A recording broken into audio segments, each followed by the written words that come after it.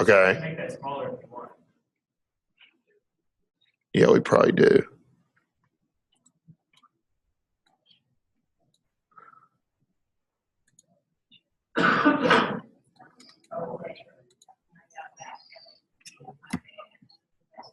Okay.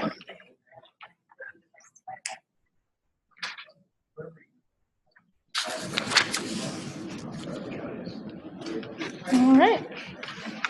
Hey, everybody. How are you guys? Had a good break?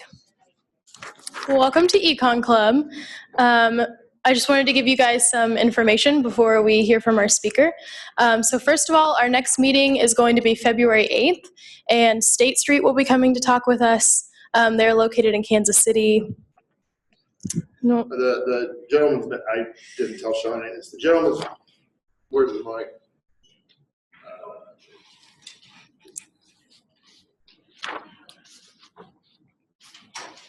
I guess we're not recording this part anyway, but the gentleman's name that's going to come speak is Ryan Clark. He's a former classmate of mine who's pretty high up there at State Street. He's hired several of our alums at State Street in Kansas City. We may have him bring one of our recent alums that works at State Street. We've had several of those folks, as I mentioned, come with him. Just going to kind of present the type of work that they do, kind of a typical day amongst most of the entry-level workers there. Really good career opportunity, and we're really excited about having him come. This is going to be probably in Waters 132, but obviously it's next semester, and so we'll get you that information when the time comes. We have a lot of speakers we're working on for the spring, including some lobbyists, including some business leaders. So we've got some pretty cool stuff lined up, but Ryan's the first one that we've kind of finalized. And so if you mark your calendars now, hopefully we'll see all of you there. So Awesome. Okay, and then I also wanted to bring up Omicron Delta Epsilon, which is the Economics Honors Society, and that requires a 3.0 GPA and 12 hours of econ. So if you're interested in that, let me know or let Keister know, and we'll get that application to you. Also, our spring field trip is going to be to Chicago. That may be in late April. So again, this has been clarified today. John Nelson, who's a president of the Applied Research Corporation in Chicago, options trading is what they do, is going to host this. And he has set up a number of really cool discussions that we had 4 years ago when we went, including several different business leaders, including the think tank that Steve Levitt founded, the writer of Freakonomics. They're in Chicago. They had some of their economists speak with us. We're looking at a Sunday through Tuesday, probably 2 nights. Some of the cost would be taken on by the student. Most of the cost will be subsidized by the department. The current dates we're looking at, I believe, are April 16th through the 18th, although that's certainly subject to change. Make sure that everybody signs in on our yellow sheets that you're here for the Econ Club meeting, because we'll probably take up to 12 to 14 students, and participation and interest in the Econ Club will kind of be a tiebreaker for people that apply. So, but we met with people at the Mercantile Exchange. We got to be on the floor of the Board of Trade last time. It was a really cool deal. We met with a lot of different macroeconomists, a lot of different options traders. I mentioned the economists that work for Steve Levitt. So we'll fit in a lot of stuff on probably all day Monday and Tuesday morning. And we'd like to have a good turnout and good representatives go. So that's our big thing for the spring. awesome. Also, this Friday at 6 p.m. at Wahoo, we'll be having a watch party. And on that little yellow sheet that's been passed around, it asked if you would be coming to that. And I know we hadn't mentioned it yet. So afterward, if you'd like to come back up and say whether or not you'll be there, or you can just send me an email and I'll let Keister know kind of an idea for who all will be coming. But that'll be lots of fun. And I'm sure we'll have appetizers there like we always do. In addition, we'd like to go around and just introduce our new members. So is there anyone here today who has not been to an Econ Club meeting? That's here for the Econ Club. Plans on coming back. Oh, yeah, I guess. You don't have to tell your, that's fine. Yeah, so if you just want to give us like your name, your major, or why you're interested in econ.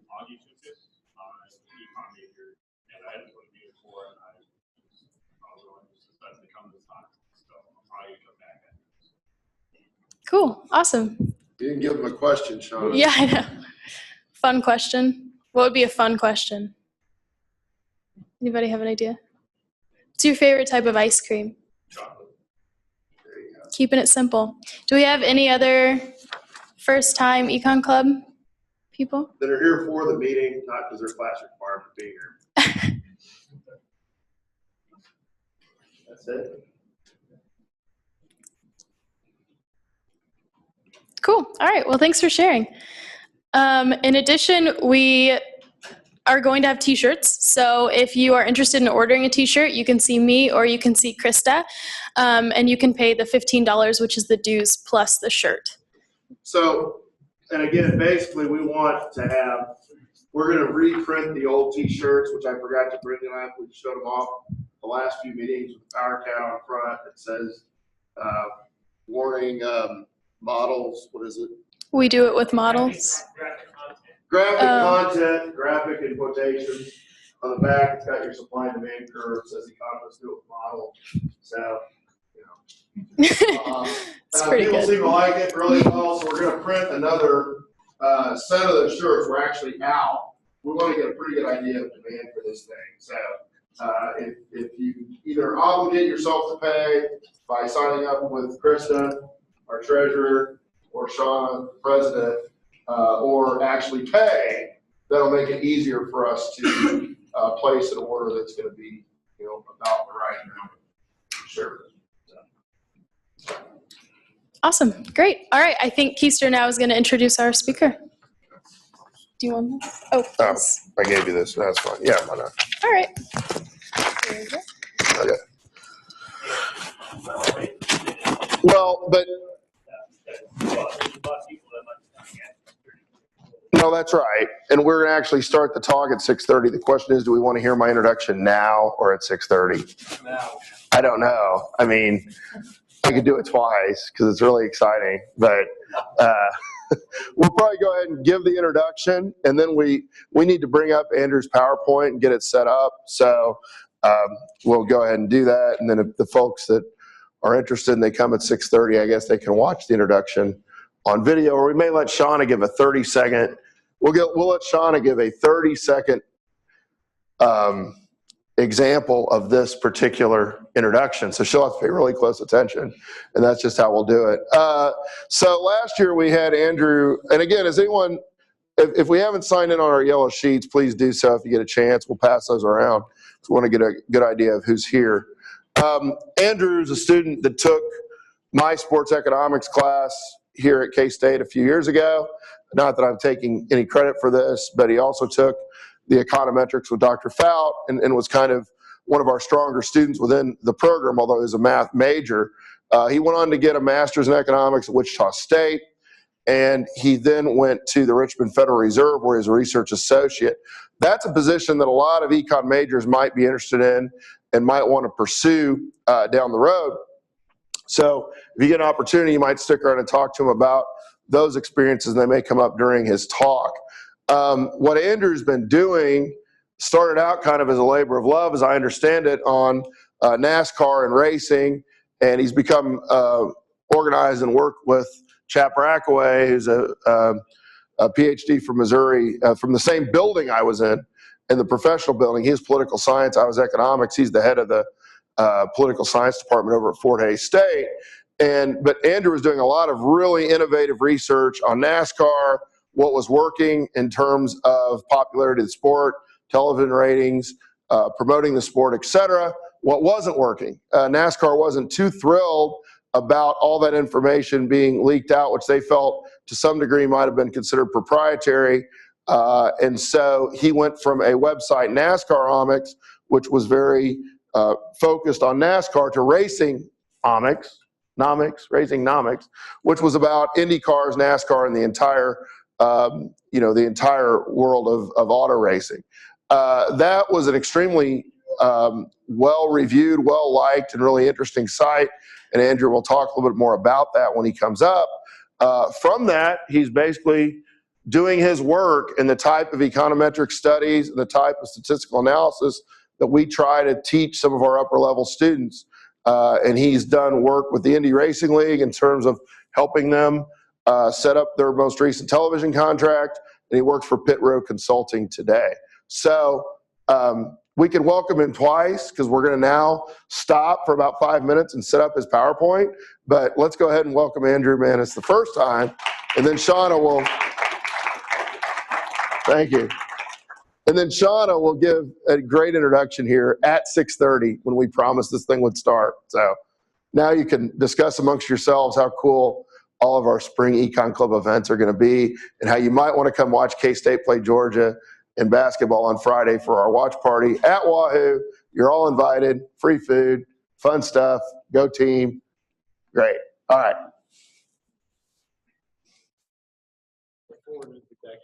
Okay, so I think if I just go to, because I'm already in this for, oh, well, I'm on, that's not what I want. I want Chrome because I'm in it for Chrome. Because in Chrome, I'm already signed into the Zoom. So my thinking is maybe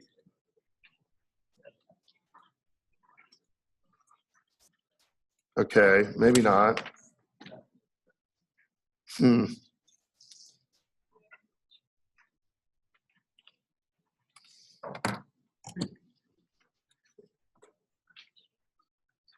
This is a little bit confusing.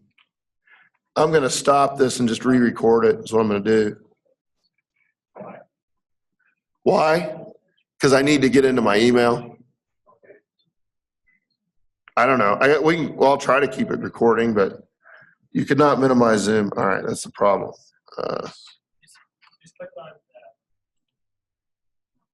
Well, that's the last thing I wanted. I mean, I guess I can do this in another.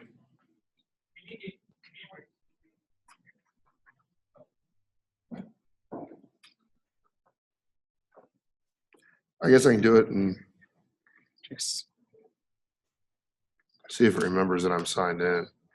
All right, it's fine. Okay. I thought I could do it in Chrome. Is there a way that I don't have to display my email to everybody? Well, that's right. I mean, I guess not. It's not a big deal. No. That would get out.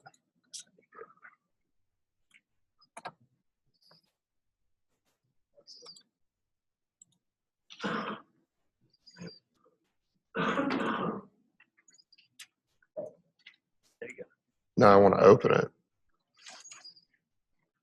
Okay. Did you download it? I thought I did. Maybe not. I think I saved it. Let me try that again. Download. Open with. Well, I would save it. I did that already. Okay. So I save it. Okay. Then I just. Okay. Instructor storage is where it is. Okay. Here. Go. Okay. Let me do something real quick. Let's do it this way. It'll make it way easier.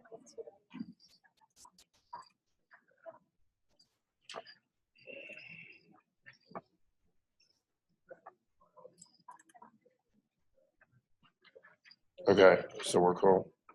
So this is still recording everything on the screen? Probably, I don't know, because I turned off the see. It's not up there. Okay, I'm going to close this then if we're good. My email. That's fine. Now, but the thing is, though, there should be the Zoom thing. Okay. Click on that. It's still recording. It is recording? Okay. Okay. So now, do you want to? You can bring it up. Is the screen still shared? I think so. Well, Okay. I check that. It says share screen, right? Yeah. So, Click on it real quick. Just click on desktop. That's fine. yeah, I think definitely now. Okay. Okay. Do you want to do this, Shauna? 30-second version? Okay.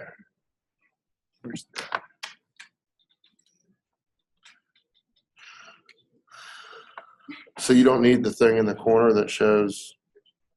Oh, that shows it's recording. I don't know. why did it go? That's what I'm wondering. It's like, I just want to make sure it's recording, but I guess it is. See, because I was using, There we go. okay. Where's the? Man, it's right. Well, I guess what I've always said to him, but I mean, I've been, He's never reacted know badly where- to it. I could be wrong all these times. I don't know where it keeps going away. Do we want to stop and start recording again just to make sure? Well, but it's has to do with Zoom. It's still recording. It should be fine. I think it records anything on the screen. Let's do this. This is annoying.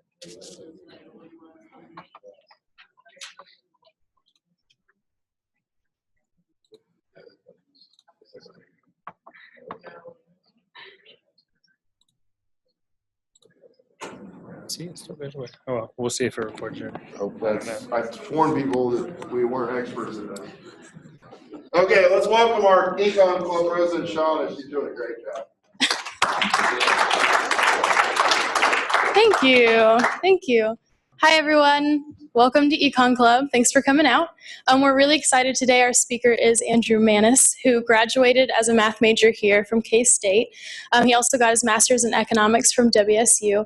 What's most interesting about Andrew is that he has a website called racingnomics.com where he does analysis on the Indy Racing League TV contracts, evaluating motorsports, and now he works at Pit Rho Corporation, where he consults sports series and TV networks and helps them make better decisions for their business. So please help me in welcoming Andrew Maness.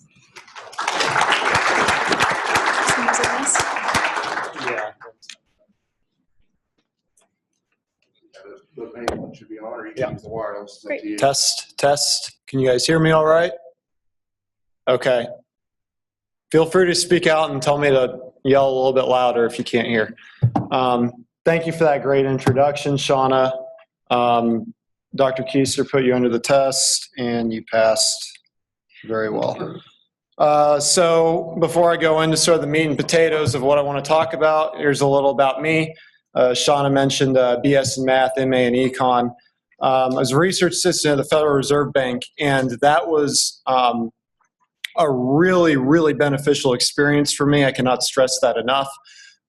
If you want to talk about that after the presentation, I would absolutely love to. A lot of the modeling work that I've done and a lot of the economic concepts that I've picked up over the years were put to good use there. And that was a great, almost 3 years at the Fed for me. And I studied housing markets, particularly in the Great Plains region of the United States. I also participate in a lot of financial stress testing exercises, such as the Dodd-Frank Act. Very interesting stuff. And then, as was mentioned earlier, racingnomics.com, just formerly NASCARnomics, just very quantitatively driven research of the auto racing industry, and I consulted a lot of different racing organizations. And now I'm an analyst at Pit Rho Corporation. We consult a lot of different businesses, sort of in the realm of sports media. And here's a bullet point list of some of the things that we do as a company. Our tagline is "Next Level Insight Through Accurate, Unique, Fast Data." More specifically, we build software for clients that can intake data and analyze it in real time, perform millions of calculations every few minutes. Our biggest customer uses our Pit Rho race application. In that, it's a real-time software. We aid a set of teams in strategic decisions during races. We advise. We basically developed several algorithms, runs at about 1.2 calculations a minute that determines, boils down to what lap should you pit on, should you put on new tires, how much fuel should you add, what adjustments should you make. We also operate in daily fantasy sports modeling, so DraftKings and FanDuel, which have been in the news the last few months, and we develop mathematical models to determine optimal lineups every day in that universe, and that's a lot of fun. And I wouldn't advise playing those games unless you're armed with data and armed with mathematical modeling. So again, the stuff you pick up in college, using numbers, using econometrics, that sort of stuff, comes to fruition with a deal like that. We do a lot of ad hoc performance analytics where we'll work with a couple of companies for a handful of weeks and just basically give them a particular conclusion to a very specific question they might have. And the endeavor that I'm leading up within the company is sports media rights modeling. We have a rights-wise terminal that we call it, and it evaluates sports media properties in real time. So, for example, ESPN pays a lot of cash to show National Football League's Monday Night Football every week. Pay over $2 billion a year for something like 15 or 17 games. So it's a pretty popular sports property, and what we're doing is analyzing these types of contracts in real time. So it's a lot like Google Finance, for example, Yahoo Finance. That sort of deal. The terminal itself is proprietary, but we'll discuss the framework of it. So we'll discuss a lot of the economic concepts and sort of academic ideas that we employed when we first started this project. Why is this important? Right now, that market, the sports media rights market, is very much based off of sort of touch and feel intuition. You have a lot of experts in it who've spent their entire careers, the last 20 or 30 years, creating these deals, and it's very adaptive. There hasn't really been much of a gut check as to is what they're doing correct. So our rigorous mathematical models help those experts out quite a bit, or at least we'd like to think that. And sometimes there's a little pushback, but that's all right. And there's a lot of cash in the industry right now. Here's a quick graph. This is measured in billions of US dollars adjusted for inflation. This looks at how much money is being exchanged for these types of deals over the years. And you look only a little less than 20 years ago, there's about $5 billion that networks in total were paying for national rights to 21 different sports series, I think I have it. So whereas right now, you're about 13 billion, and assuming that all these contracts are honored over the next few years, it should go up to about 16 or 17 in the near future. So yeah, it's burgeoning right now. What's driving this increase? There's a lot of good Econ 110 and I believe 120 macro and micro concepts in here. So I don't know if any of you are in that class right now, but this is a very good real-world applicable example. As we know, there's a steady increase in payments for these broadcasting rights. There's a sharp increase in 2013, which you can see there on the graph. Went from about 9 to a little more than 12 billion on the aggregate. One example, that should be relevant to you guys, the Big 12 conference that Kansas State plays almost all of their athletics in. That conference was receiving about 48 million a year back in 1996 from Disney and Fox. Disney includes ESPN. And in 2013, they were getting 217 million per year.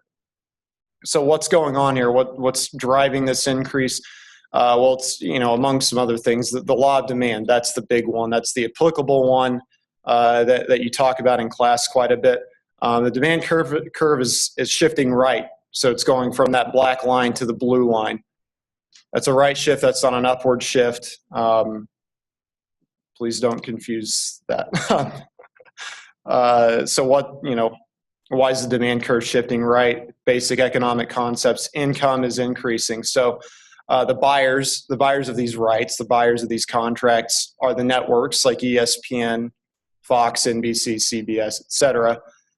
Their income has steadily increased over the years.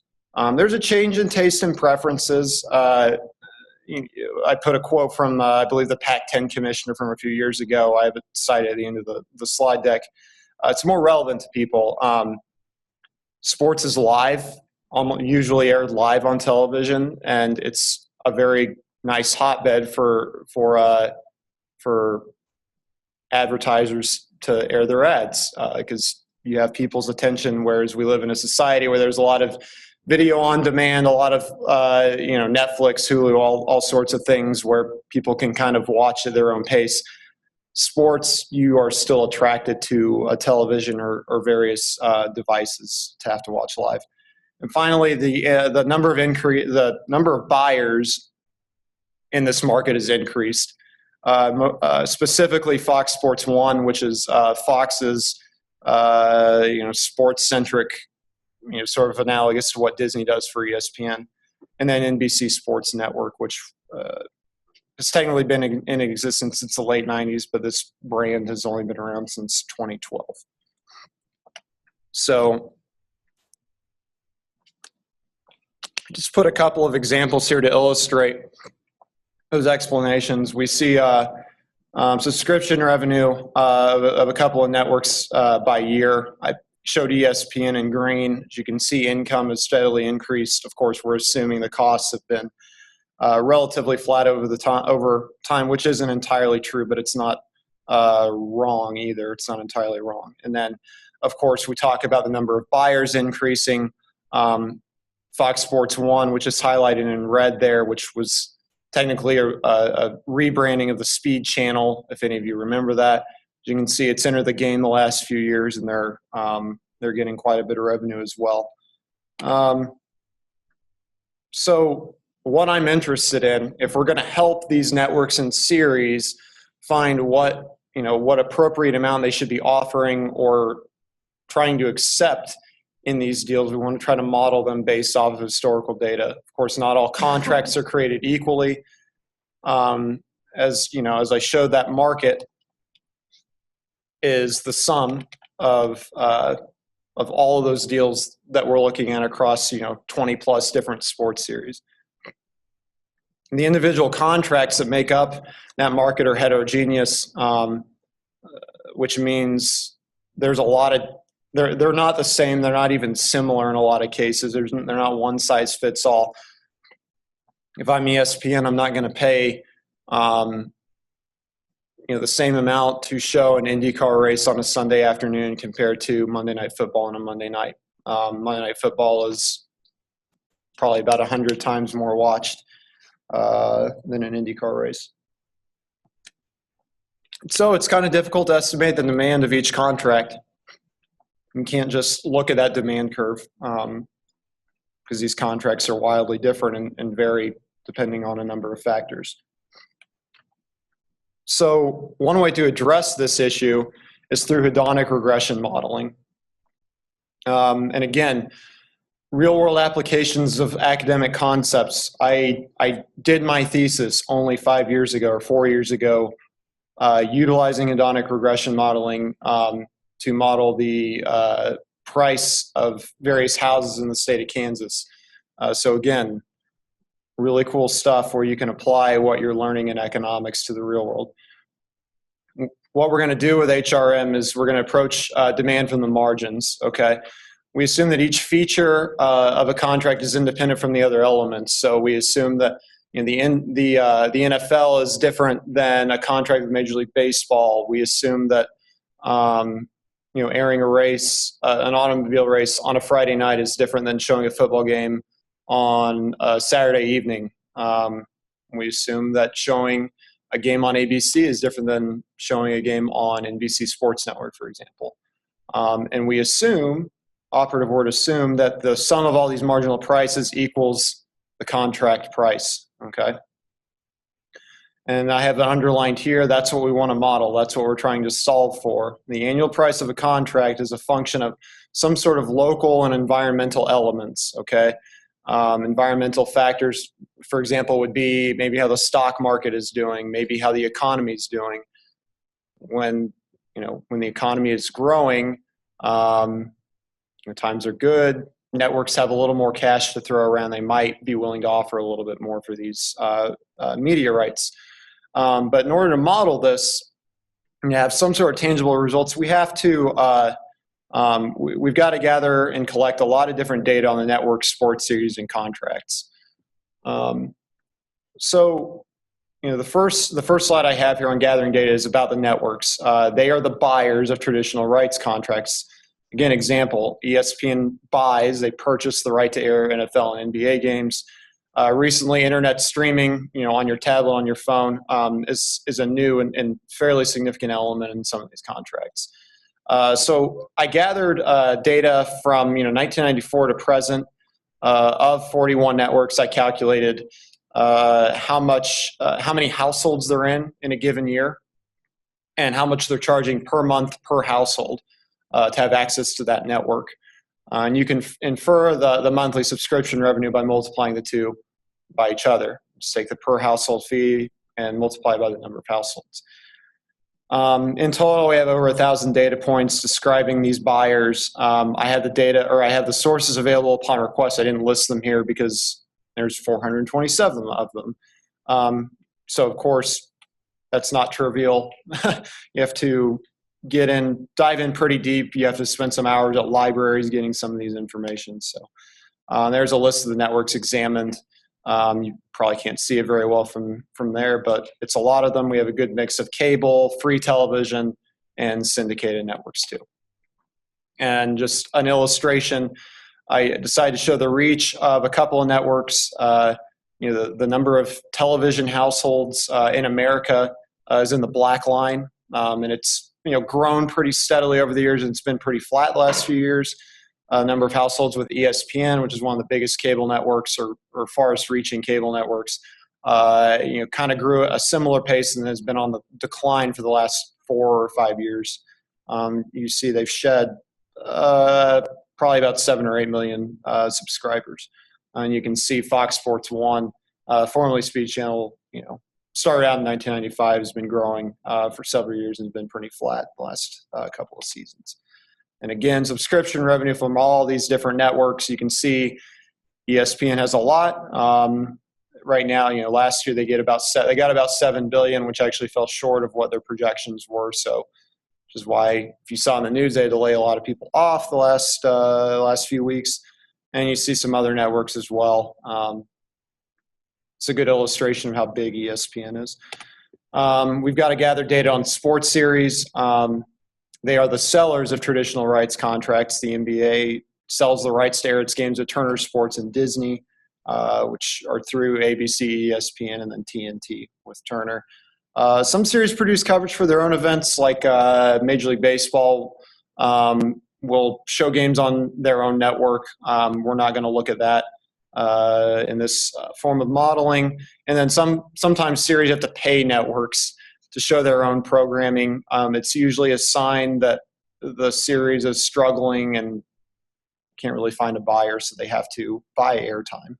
So we're going to examine 54 different sports series. We had to scrape info from Google Trends. Again, that's not trivial at all. I spent several months having to devise a code that can get around a lot of different things in order for us to access those data.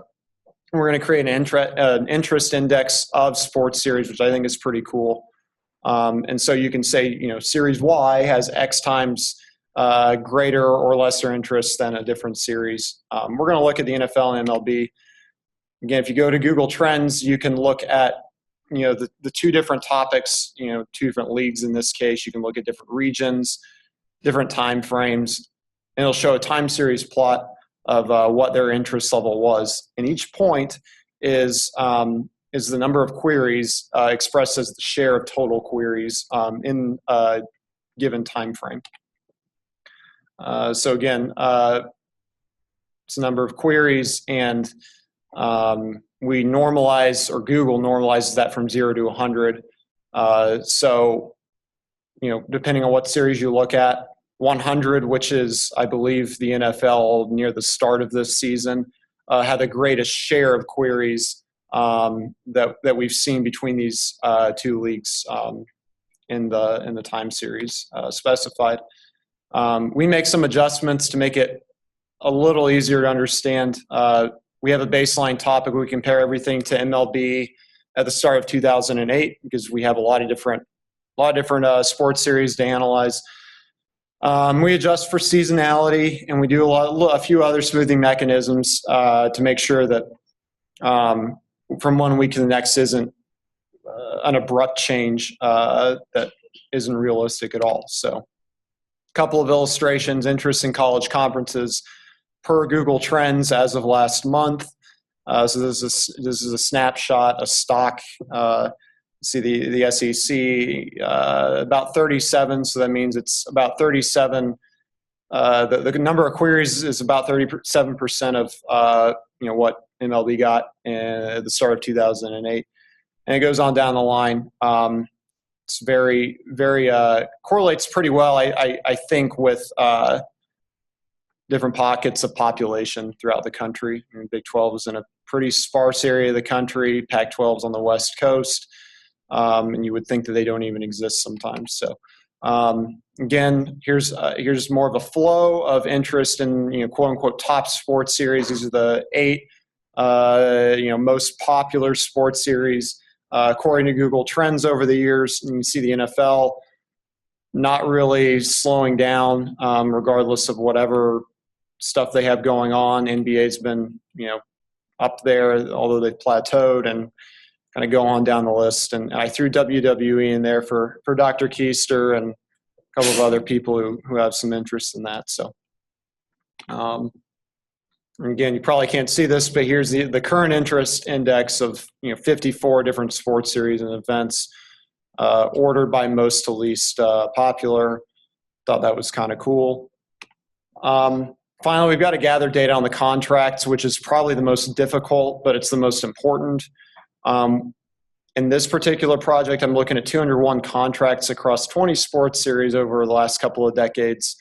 And we gauge about 16 characteristics per contract, and in total, over 5,000 data points. Look at a lot of different factors for each contract. When was it signed? Obviously, the buyer and the seller. How many events are going to be aired each season? What are the terms of the deal? How long is it going to last? That is, what's the total price of the contract? Is the buyer the incumbent buyer? Is it a renewal? So the partner's staying the same. We gauge the parity of the series by the number of champions from the past decade, unique champions. We look at TV ratings from the previous few years. Make a note of whether streaming rights were included. Then we tabulate the number of international events and number of programming hours per season for all these contracts. So in total, this was about all 201 contracts were gathered in about the span of 30 days, and we were probably working about 80 hours a week on that. At that point, maybe a little bit more. So again, I unfortunately neglected to list it here, but it was gathered from over like 1,000 different sources or something. So again, a lot of great information out there, but it's never been consolidated. So an example contract, just to help you understand if you don't. NBA signed a contract with Turner Sports last year. Turner's going to pay the NBA almost $13 billion in total to show all these games over the next 9 years or so. It's a renewal from a previous contract the two parties had. You can see the ratings from the last few years, their peak rating, the top rating in a given game, and we show over 300 hours of NBA games per year, 28 hours overnight, which that's somewhat misleading. Those hours are because you have a lot of West Coast games that are ending at like almost 2 a.m. out east. I consider that overnight. About 64 games a year, including playoff games. So descriptive statistics for the contracts. You probably can't read it very well, but just to give you an idea of a basic contract to help you understand how much money is at play here. Your average contract runs about 6 years, about $36 million per year for only about 63 hours of programming. And so the network is going to pay on average a little more than $700,000 for each hour of programming, which is crazy. It's a lot. So. And we threw in some other factors in there, U.S. GDP, the gross domestic product, S&P 500 index at the time the contract was signed. A few other things. Almost, about 29% of our contracts were with college conferences like the Big 12. almost 30% included internet streaming rights, most of them from the last few years. And a lot of them, almost 3/4 of them, were struck between parties that had a previous agreement in place. So that is an interesting point. So I plotted out a histogram of contract prices. What we're doing here is I looked at the annual price of all these contracts. I wanted to see what the distribution of them was like. So for example, I think a lot of you are familiar with what a normal distribution is, kind of a bell curve. What we have here is a negative binomial distribution, whereas a lot of the contracts, as I put there, over 3/4 of them are exchange less than $200 million annually. So it's very condensed, sort of on the smaller end of deals, relatively speaking, and then it tapers off considerably as the value or the price of the deal increases. A couple of analytics before we model. I want to look at a few different interest metrics, such as TV ratings and our Google Interest Index, and look at the relationship between those and the contract prices. They're all positively correlated, meaning the more interest there is in a series, the higher the price of the contract. That's pretty intuitive.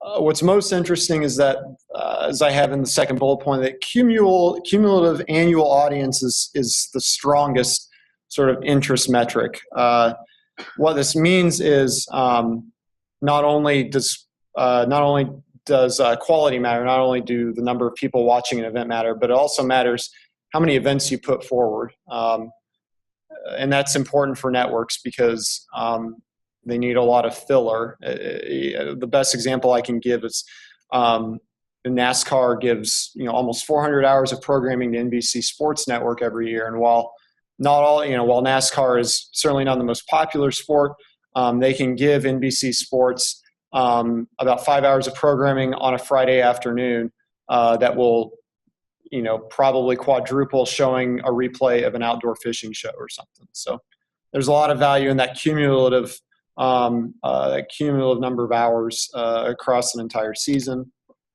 Another thing is their premium on cable. We looked at the hourly household price.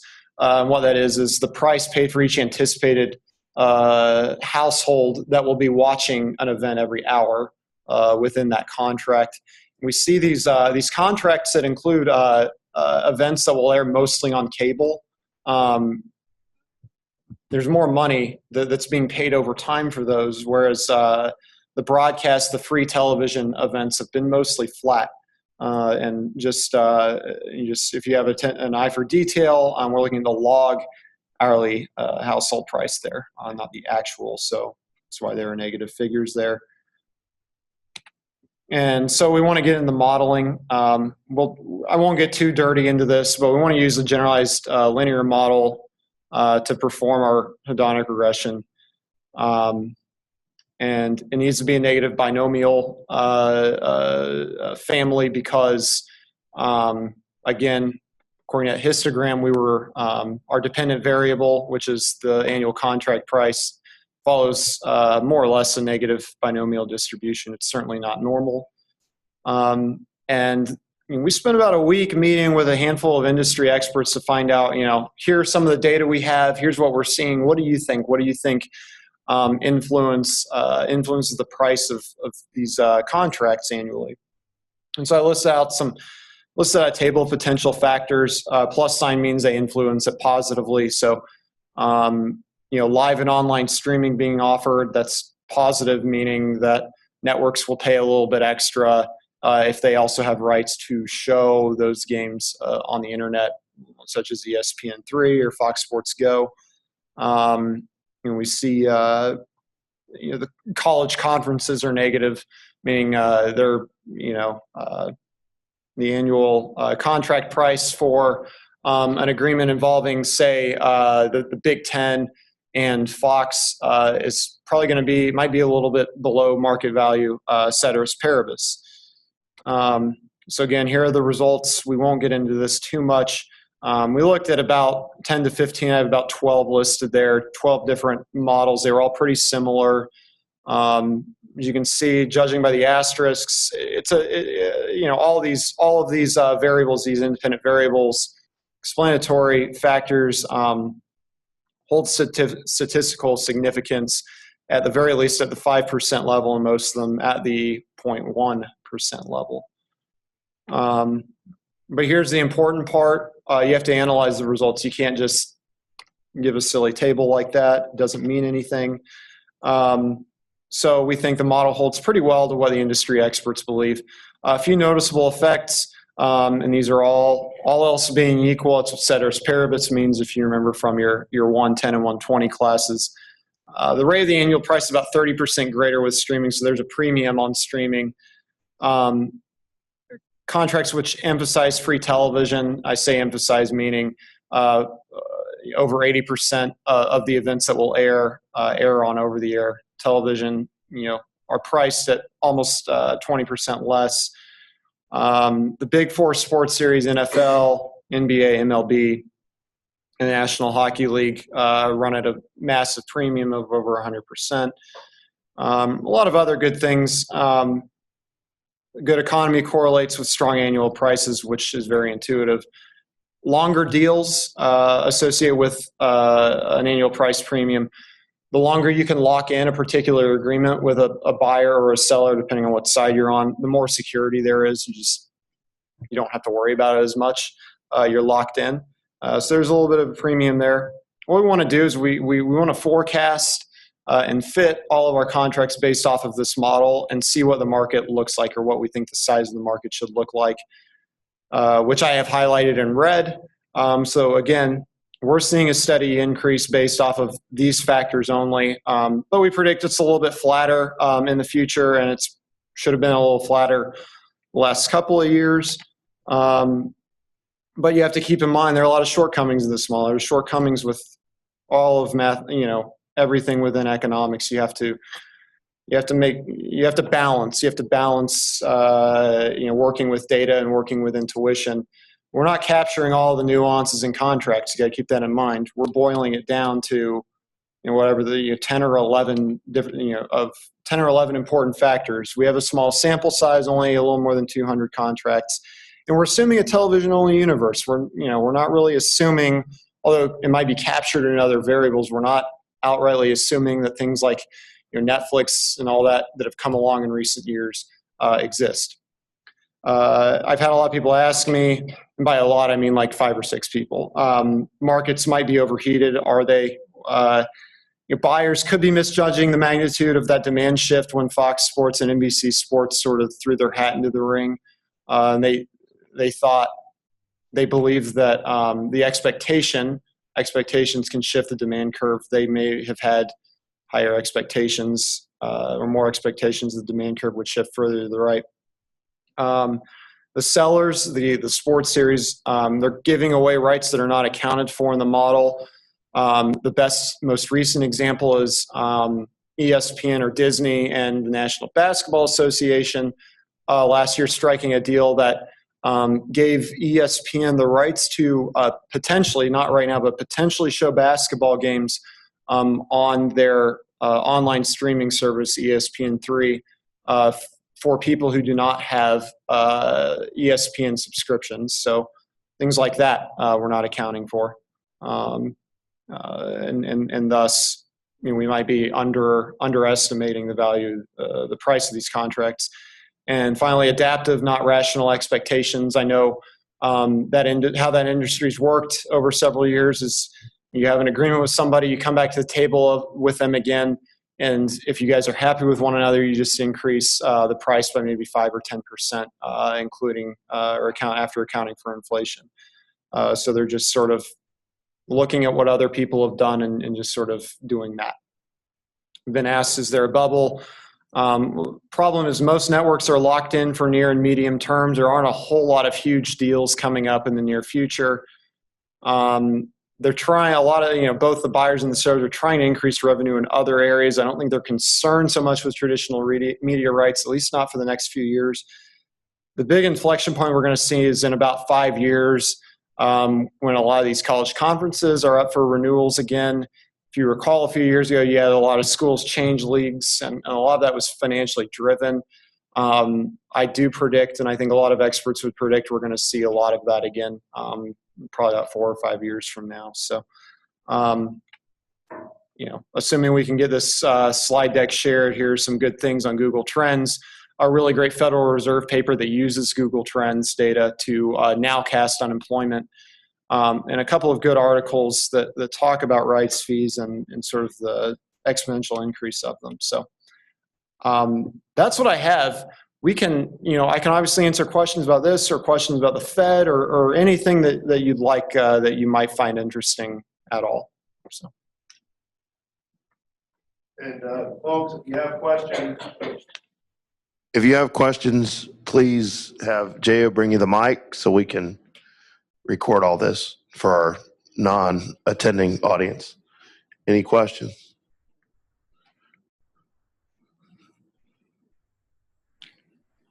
Oh, well, it's Dr. Ross, so I'm going to go first, and then I'll let him ask his. In the article you referenced there, the Clay Travis article, Andrew, they talked about the Big Ten rights coming up, the Tier 1 coming up in a year, and this whole concern about ESPN. Clay, who does some really good work, and he does some work that's less serious, obviously, mentions that he feels that ESPN kind of outbid the competition by like double. I mean, like they overbid for a lot of these rights. And that the impression I got from that article is the Big Ten fees are either going to be disappointing or they're going to be somewhat beholden to Fox anyway because they're partnered with them for the Big Ten network. I didn't know how much you might want to talk about that or might want to leave that to yourself for proprietary reasons, but kind of that's the one that's coming up that I think is kind of a big tipping point to watch in terms of what happens in the future. If you could elaborate on what you think is going to happen with the Big Ten. Absolutely. So the thing with ESPN is Dr. Keiser and Clay Travis are right. They have outbid significantly a lot of these other competitors, such as Fox. They, in my opinion, they currently don't have a plan to honor all of these contracts that they have outbid others on over the next several years.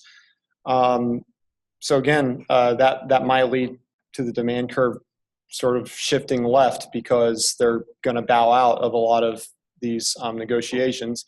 And I do think your point about the Big Ten being beholden to Fox is an important one because if you didn't know, the Big Ten network, I believe Fox owns half of it, 51 or 50. They own about half of that network, which I think would probably play to Fox's advantage.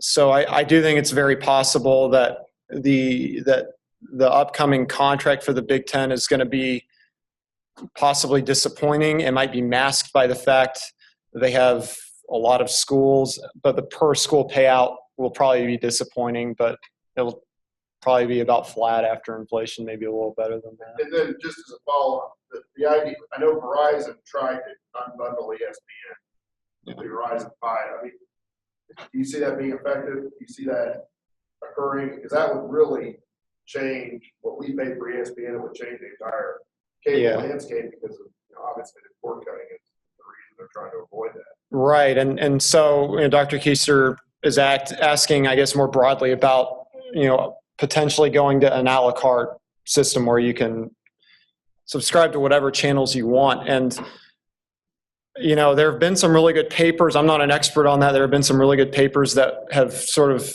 forecasted what the price of each different network would be.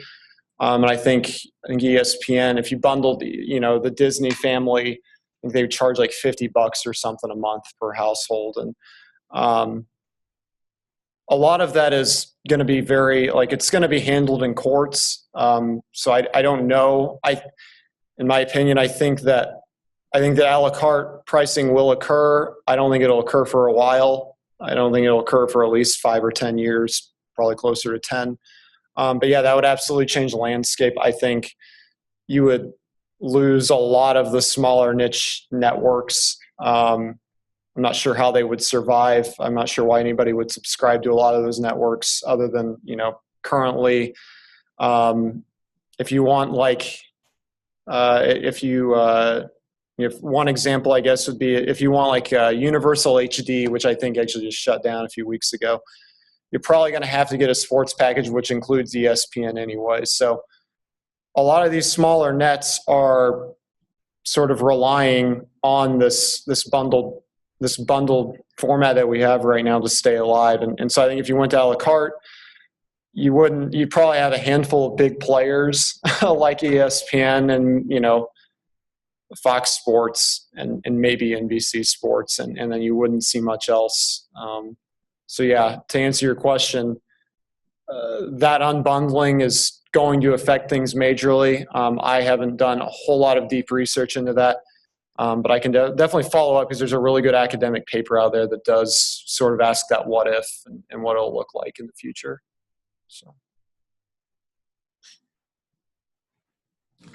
I was just going to ask if you had any thoughts what you think the Royals local television contract is going to be worth, or if you've ever played around with your kind of terminal nowcasting thing on how it's changed over the course of the last couple of years or over the course of the season as they experience more success. Yeah. So that's one thing I was thinking of when I was putting a lot of this stuff together for the presentation. We're sort of in Royals country. One thing to look at here is the MLB is,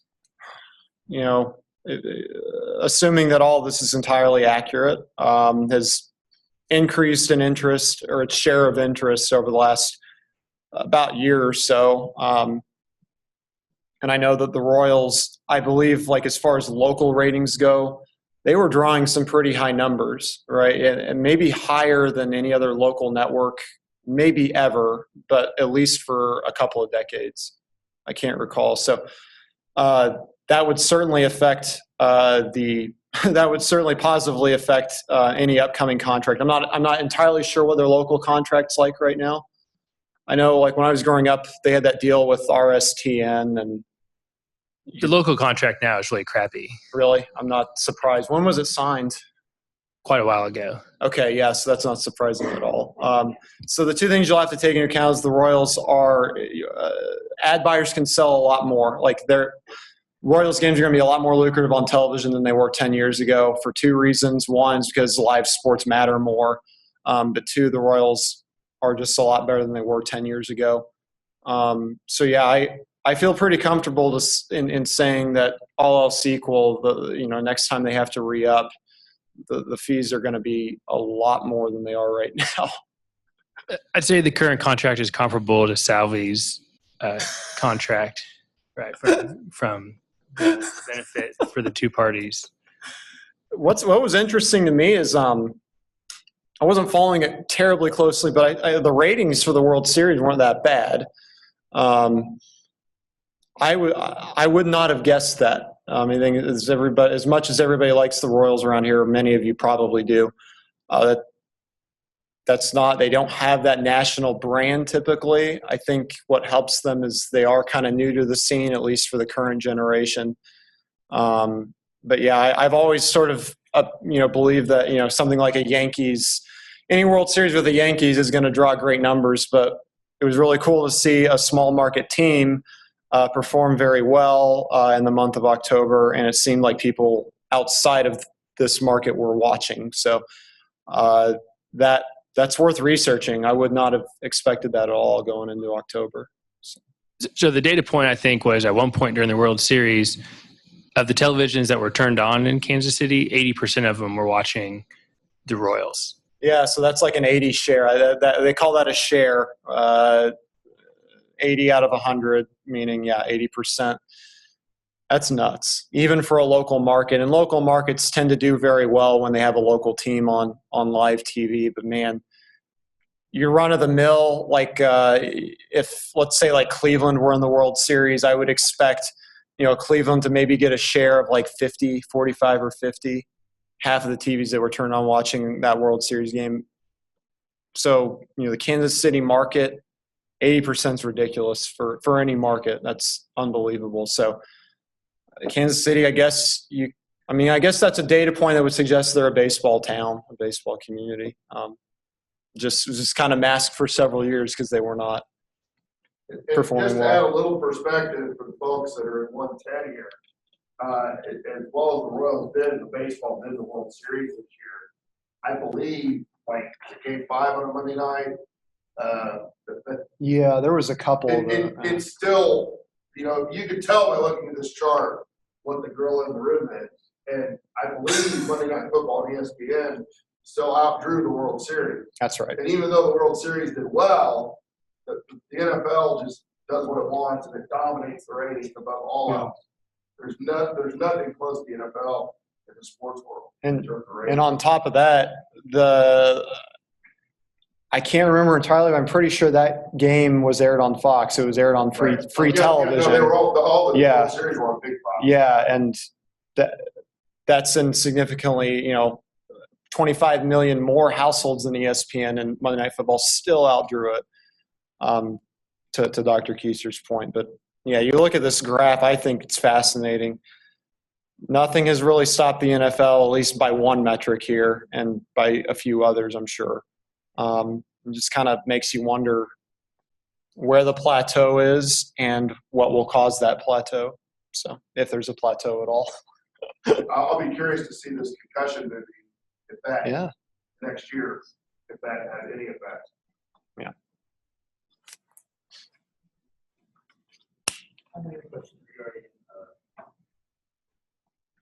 Soccer and how the contracts were for that, because I was wondering if like networks like Fox that does German soccer and NBC that does the Premier League, if they were kind of deflated because of the lack of advertising space, or if they were coming up with alternative ways to advertise during those. Yeah, so lack of advertising space is a really big one, and that depresses soccer in general, right?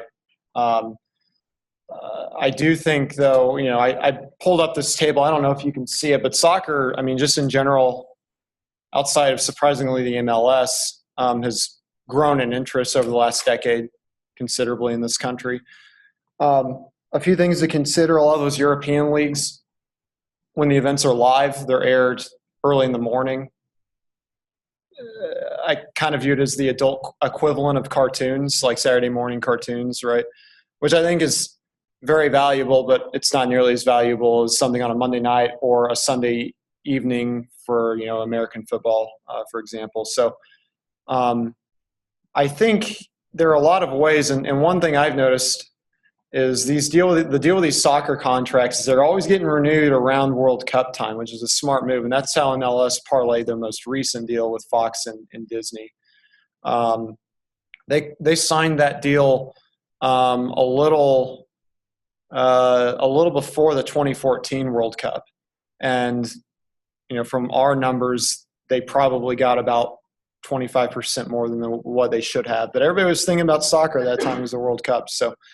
I don't think saying that these deals with international soccer are undervalued. They're just not in great time slots. I guess you have MLS, you have, US qualifiers, but outside of that, a lot of the stuff is it's not in a preferable time slot. And I think for those time slots, they perform well and probably get the money. Those series probably get the money that they deserve, for lack of a better word. So does that answer your question at all? Okay, cool. So you're just referring to U.S. rights there? Mm-hmm. U.S. rights only is what I was talking about, in case you didn't hear him. In regards to like college football, with the discussion and or implementation of trying to pay college athletes, do you think in your mind that could have an effect on either the annual amount or even the interest index in college football in regards to like ESPN and all that paying for advertisement of the college football teams and the NCAA in general? And if you were to think so, would that be implemented in any of the models at all? Yeah, I could see if players were to be paid, I could see a lot of these conferences not wanting to lose the money they're making right now. So I could see a lot of renegotiations occurring, similar to the flurry we saw a few years ago, and they would push for, I don't know if they received, but they would push for an increased amount of an increased contract, even above what I would consider to be the market price, so they can just take that money and give it to the players and still keep what they believe they deserve as a conference. And so, yeah, I think if you were going to pay college players, which I think is sort of it's a very general idea, because would you pay them based off of their talent, or you pay them a flat rate? I do think that given the popularity of college football, they have a good they can leverage that to get deals that are probably bigger than they would be otherwise. So yeah, it's a good question. I haven't done any data intensive research on it, but it's worth, it's going to happen at some point, you'd think. And I think it'd be cool to sort of off topic, but I think it'd be really cool to develop some kind of model that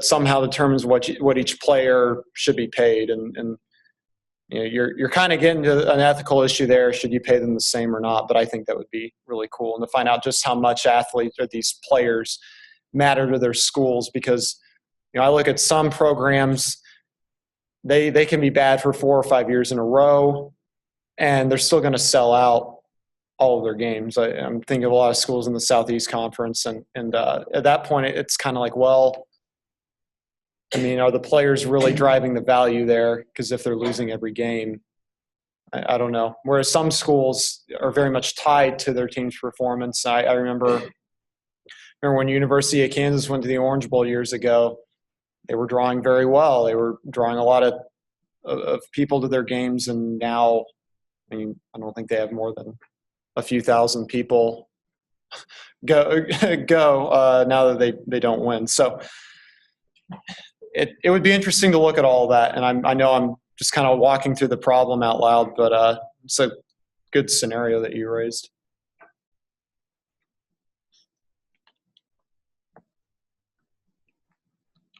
Okay, my question is just a little different on this.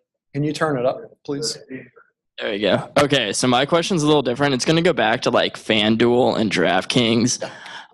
So how's your company like play into that? And can anyone access the algorithms to like do better? So you can subscribe. So we currently allow people to subscribe for a fee to the results of our models on a weekly basis for auto racing and for baseball starting in March, in April when the season starts. But the algorithms themselves, those are private. Though I will say, you can track what everybody else is doing after the fact, what teams they're entering, and so you can do your own research and kind of realize, you know, what are the important factors that these people are putting together, and you could probably build your own model that's not terribly far off from you know, what you might subscribe to us. Now, DraftKings is interesting, and we've gone out of our way to make sure we don't emphasize daily fantasy sports right now, because we don't know how much longer it's going to be around. Like, we make a decent amount of revenue from people who subscribe to our picks and that sort of stuff. But you know, NASCAR season next year starts in mid-February, and quite frankly, we're not sure if we're even going to have a DraftKings season next year. So we have our models, we like them, but we haven't devoted much time the last couple of months to fine-tuning them. And I think a lot of people are kind of like that right now. Be interesting to see what happens with daily fantasy sports. I don't know. I'm not an attorney. I don't have an opinion on it, but I know that a lot of people rely on that for their jobs, and so hopefully they can find a way to stick around even if these things are massively transformed. So.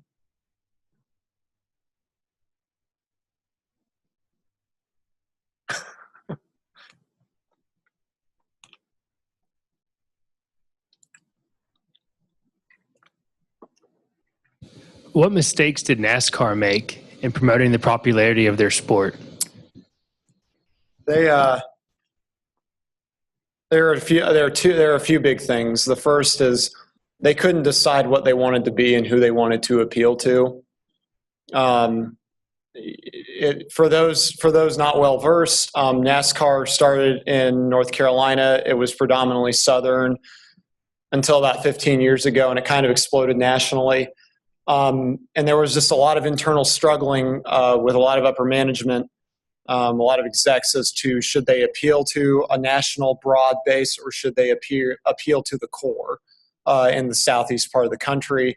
Those two demographics really didn't consume the series in similar manners, so they had a hard time deciding, and so it was just never quite clear as to what they were doing and who they were trying to appeal to, and it was just very confusing. The other thing is they haven't advertised a lot of rule changes very well. They sort of lack authenticity with how they referee and officiate races, which, in my very, very uneducated opinion, authenticity is going to be very, very important for our current, the folks in college right now, just out of college, all that. I'm not going to say the word millennial, but that, I think authenticity is very important, and I think they lack that. And they NASCAR used to be actually a surprisingly very intelligent sort of sport. There was a lot of strategies. You can see our biggest software, our biggest customer is a NASCAR team that employs us to make strategic decisions in race. It's a very intelligent sport. They do not advertise it like that anymore, and they're trying very hard to appeal to just everybody in general. And I think anytime you do that, you're going to miss a lot of opportunities. So there's just a lot of things. And the thing to remember about auto sports is that it's very, very heavily based on sponsorship compared to any other sport. Where you look at like soccer teams, for example, they'll have, I think it was like LA has like Herbalife on their jerseys or whatever. You got to fill a whole car, an entire car's, an entire car with decals for different sponsors, and those sponsors have to pay. So if people aren't interested in NASCAR, there aren't going to be sponsors that are going to want to be on your car, and you're going to have to fund your team out of pocket. So NASCAR is very reliant on the economy, on its own interest. And as it's losing interest, it's losing teams. As the automobile industry is kind of declining, it's not growing like it used to, at least. That hurts NASCAR as well, as it ties itself very much. It's very complementary of brands like Chevrolet, General Motors, Toyota, Ford, previously Dodge. So, yeah, got a lot of things to work out, but that's their problem. The first problem they have is they won't admit it. So.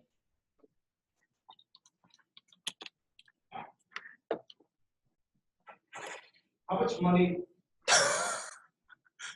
much money are these networks making off of these contracts? So a lot of that they keep private.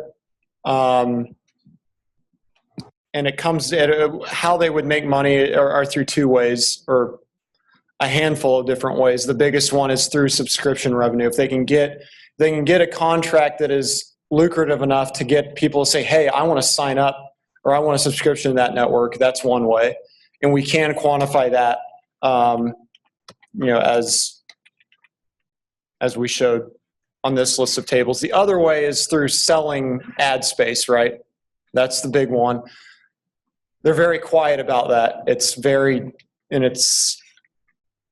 kind of difficult to quantify that. And I would say that probably makes up about 20% of their total revenue. So it is pretty sizable, but they're very sealed on that. So leagues like the NFL don't have this data when they make these contracts with the television networks? They don't know about 20% of the money that's being generated? These networks have the data. It's my Does the NFL and these other big leagues have have their anything? own internal data, right? I doubt, unless the NFL were very savvy, which they could be, I doubt they have the data, the internal proprietary data of something that like Major League Baseball did. But they have their own data of previous contracts. I'm not sure if they're using it well or if they're using it at all. And that's sort of kind of where we step in, is if we have more of a universal view on this. Of course, our limitation is we're just gathering public information, or what we think is public information. But what we found, without digging into it, is coupled with a lot of proprietary data, a lot of the stuff that we use to make this into a real-time project, we think that it works pretty well. So. I was just curious because, you know, every Super Bowl they talk about, oh, this 30-second ad sold for yay amount. Yeah. So I don't think generally speaking, I don't think there's a precise formula to that. There might be. I admittedly have done no research on Super Bowl ad prices, but just given my knowledge of the industry, I doubt there's any sort of rigorous modeling that goes into that. I think it comes back to what we said, adaptive expectations. You're just sort of looking at the previous year. You might say, about the same number of people are watching, you know, we'll just increase it a little bit more. And my guess is that's how it is, but I could be completely wrong. And I ask anybody to raise their hand and tell me that I am, because Super Bowl ads are not my expertise. Okay, I have kind of 3 short questions. First one, do you have a lot of people in this field? If yes, why? If no, why? No.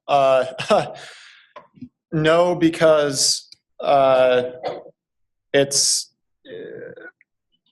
I don't really have an answer as to why not. I think it's really fun. I've always liked sports. I was never good at playing them, so I've wanted to be involved some way else that I could use my abilities. I just don't think, given how big the industry's become and how quickly changing it is, I'm just not.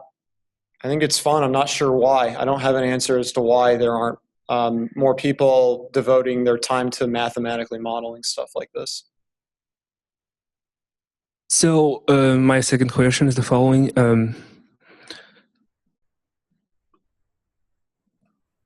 I think that from what you explained, that you try to make expectations in a certain way. So what happens when they fail? And do they fail sometime? When the expectations fail? Yeah. Oh, sure, they fail all the time. I mean, modeling's not accurate. It's never 100% accurate. I mean, if you've taken a higher level of Econ, you're never going to get an R squared of 100 or 1. And if you do, you have major problems, actually. So failure, I mean, you fail to a certain degree, right? And I don't know if we've hit that degree of failure yet, but I do think the key is if you come up with a price that is nowhere near what the intuitive folks, the experience, the industry experts think, you darn well better have a good explanation for it. And for me, one of the coolest things or most important things that I emphasize, and I probably didn't emphasize it enough, was the shortcomings of the model. Like, it's important that people know, like, we're not capturing every nuance. And of course, the proprietary stuff we're working on is a little more accurate. Some of these shortcomings are nixed, but I think if you can explain why something failed, I use failed in quotes there, you keep it in mind and you move on, assuming that your partner wants to continue working with you, which there's a good chance that they won't after that. But, yeah.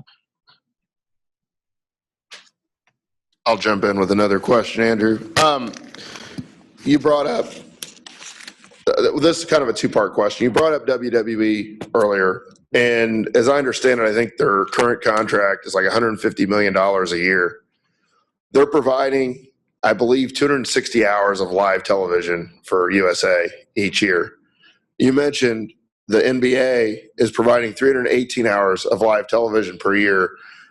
over $2 billion a year, correct? About that, right? Okay, so approximately 2 billion. So, give or take tenfold per hour being viewed. The TNT's paying for an NBA viewer as opposed to USA paying for a WWE viewer. How much of that one? We had Dave Meltzer come in and speak to the class via Skype. He does Wrestling Observer, and he's covered this a lot. And the alleged discussion is like 90 to 92% of the people watching wrestling will either watch it live or DVR and watch it that night, which is considered almost live. Yeah. How does that compare to NBA? I'm assuming it's lower. Are there some sports that more people will DVR than others? I don't know if you know this or not. And would that factor into the ratings? And then secondly, obviously the big problem WWE has is with their demographics and what sports hit the peak in terms of, I think I have some ideas, but I'll let you talk about what sports hit the peak in terms of desirable demographics where they get the most money per viewer.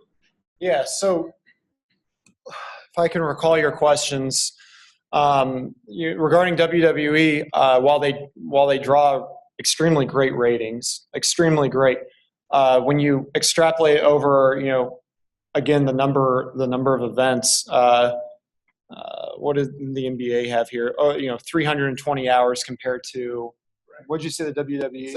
So the WWE contracts for 5 hours a week. So I'm going to say 260 hours.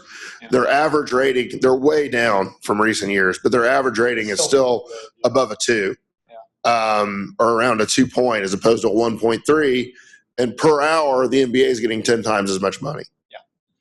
Yeah. So first thing, full disclosure, I haven't, done any quantitative research. There's no WWE contracts in this particular research or this particular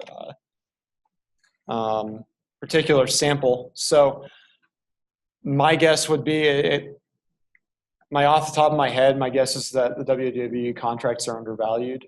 But again, we're talking about demographics, though, which something the model doesn't account for, right? So you have to take that into consideration. So yeah, I would have expected the WWE to have a more lucrative deal, quite frankly, and They were extremely disappointed because this got signed about the same time as the soccer contract, and the soccer contract exceeded expectations, and they came nowhere close. And but they don't have the same number of people watching it live as a real sport, but they're closer than a sitcom. So the live versus, sort of same day viewing. So one thing when I talk about television ratings, ratings for at least like the last dozen years include live viewing plus same day. So if you watch an event a few hours after it concluded, you count toward that if you're in a Nielsen household. And statistically, even if you aren't, that type of viewing is included. So, but anything beyond 24 hours after the event is not included in ratings. And for sports, I don't think there's a huge concern about that, given that the same day number is included already. But I do know that number, that number has affected substantially, a lot of your traditional sitcoms on TV and stuff that are no longer or not watched live nearly as much as they used to. And so there are, that's the group that's trying really hard to get a handle on metrics that measure people watching on their tablet or watching through other methods such as Hulu, Amazon, Netflix, etc. So that covers the live versus same day. I think you might have had another question. Just the demographics, which you addressed. Demographics, yeah. So I mean, I would guess that like tennis gets a premium. Yeah, golf gets a tennis premium. and golf. Yeah, so Tennis Channel is really, really great. They it doesn't seem like much. Now, if I can figure out how to zoom out, let's go to full screen again so I can show their little table here. Okay.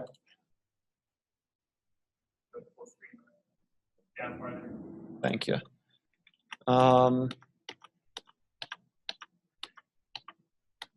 So I wish I had the exact example here. I don't have Tennis Channel on here. But Tennis Channel is able to charge like a per month fee that's like over $1 per household, which is way more than just about every network except for like except for these top 6 or 7. And it's because we talk economics, we talk about price elasticity of demand. The people who want to watch tennis, who are usually affluent, also really want to watch it. They're going to, in addition to having that extra income, they also have that inelasticity, pricing elasticity. They're going to buy it regardless. Kind of surprised Tennis Channel hasn't charged more to show, but that's one type of channel, a niche that even if they went to a la carte, that would be around, I'd think. Because again, if you have an inelastic group of people subscribing, you're not going to lose them, even if things become unbundled. So yeah, Tennis Channel, Golf Channel does really well, and Golf Channel's locked in. They have a deal with the PGA through like 2035 or something, so they have a lot of security too. And so that not only do they have a pretty affluent viewership, but they also know they're going to have very high quality programming for those viewers, for the next 2 decades at least, and probably beyond that. Because quite frankly, that channel doesn't survive if they don't have any rights to the PGA. So, and we probably have time for one more question from a student, although we encourage everyone with any individual questions to stay around and talk to Andrew after. But do we have any other students with questions?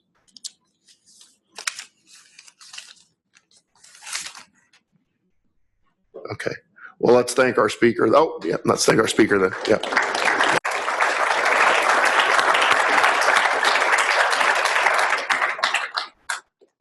We hope to see everybody Friday.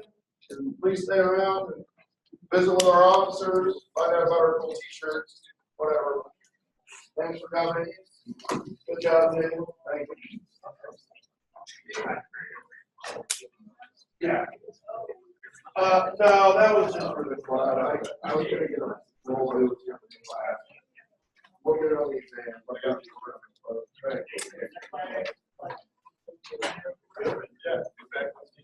$10 for t-shirts. You already paid your seat. That's right. Yeah, it's always fun. You want to see what we got here, Kyle? Okay. Stop. Oh, it says it's paused. Okay, just hit stop share. But why would it be paused? Probably because we closed the program that it was screen shared Okay, with. so I hit stop recording.